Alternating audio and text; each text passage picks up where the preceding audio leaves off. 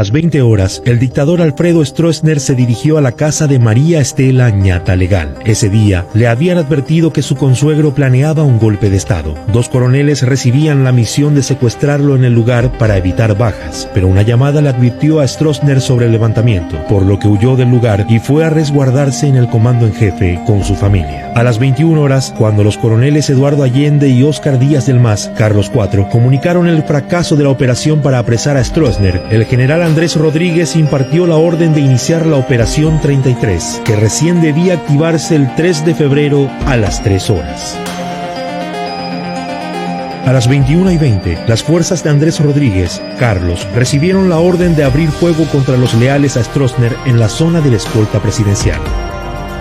El general de división César Machuca, leal a Stroessner, conversó con el general Andrés Rodríguez y este último trató de convencerlo para que depusieran las armas. Meterle sirena con todos los tanques, ese es psicológico. Sirena con todos los tanques, sin fuego.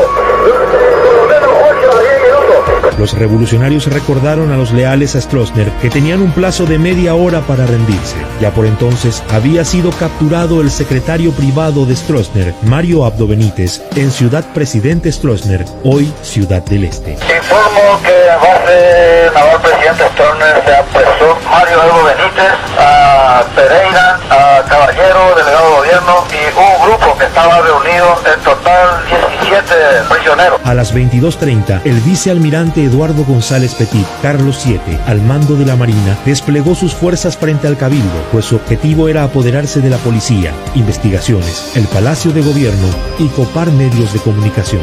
También disparó contra el Palacio de López con morteros.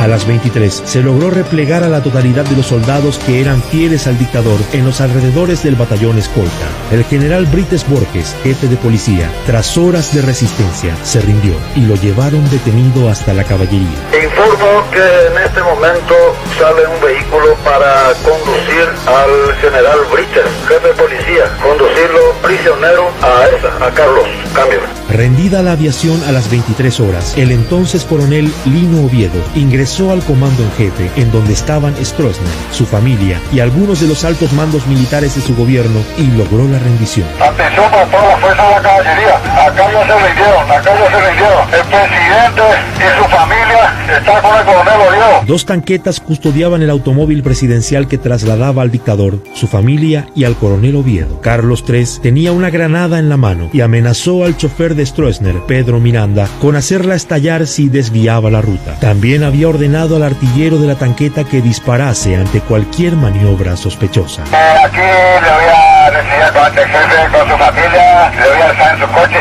yo voy a estar ahí atrás, él va a estar delante, le voy a escoltar con G del comando de mi unidad, oficial le va a escoltar en la unidad mía y le llevo su comando, salvo otro parecer suyo. Tráiganlo en mi casa, cambio. Radio 1 de marzo fue tomada por los revolucionarios. A las 0 horas, el general Andrés Rodríguez grabó su proclama vía telefónica, que sería transmitida unas horas después. Queridos compatriotas, hemos salido de nuestros cuarteles en defensa de la dignidad y el honor de las Fuerzas Armadas, por la iniciación de la democratización del Paraguay, y espero que los camaradas de las Fuerzas Armadas me acompañen en esas circunstancias, porque estamos defendiendo una causa noble y justa que redundará en beneficio de nuestro heroico y noble pueblo paraguayo. Gracias. Tras la rendición, el general Alfredo Stroessner firmó su renuncia a la presidencia de la República. A las 17 horas, Andrés Rodríguez juró como presidente provisorio y se anunció el llamado a elecciones democráticas. El 5 de febrero, Alfredo Stroessner abordó un avión que lo llevaría hasta Brasil, en donde le habían concedido el asilo político.